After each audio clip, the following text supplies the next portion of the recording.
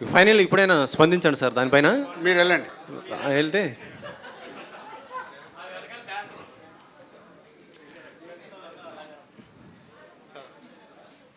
అదే నిన్న కొండా సురేఖ గారు సమంత అండ్ నాగ చైతన్య పోతే అందరికీ రిక్వెస్ట్ ఏంటంటే, ముందు మీడియా వాళ్ళకి, ఇది ఒక సినిమా గురించి నేను పెట్టిన ప్రెస్ మీట్.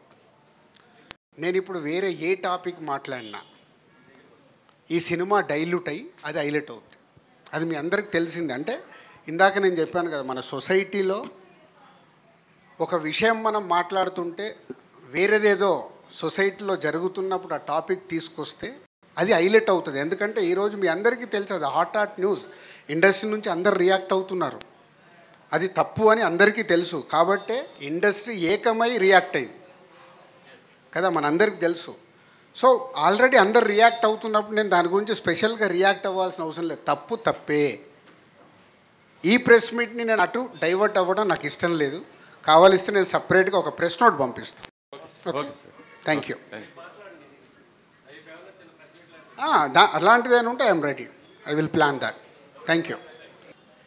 మా లాస్ట్ ప్రెస్ మీట్లో నేను చెప్పాను, జనక అయితే కనుక ప్రతి ఒక్కరు రిలేటెడ్ ఎలా అవుద్దంటే, నేను అన్సితాని అప్పుడు సెంటాన్స్లో వేద్దామని ట్రై చేసినప్పుడు మనమేమో ఊరికెళ్ళి వచ్చి 10th పాస్ అయ్యాయి. వాళ్ళు ఇంగ్లీష్లో మనం క్వశ్చన్స్ వేస్తే మనకు రావు, సీట్ ఇవ్వలే.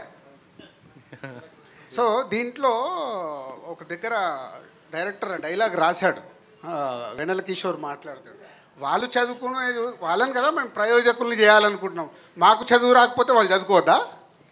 What is reason? ఇలాంటి ప్రతి ఒక్కటి కనెక్ట్ అయ్యే పాయింట్స్ ఉన్నాయి. అప్పుడు చూశాను, ఇప్పుడు మళ్ళీ అబ్బాయి 2 years ప్లస్ కాబట్టి కొన్ని మళ్ళీ అక్కడ కొన్ని డైలాగులు రాశాడు, అవి కూడా డైలీ కనెక్ట్ అవుతున్నాను. రాజు గారు, జై శ్రీమన్నారాయణ.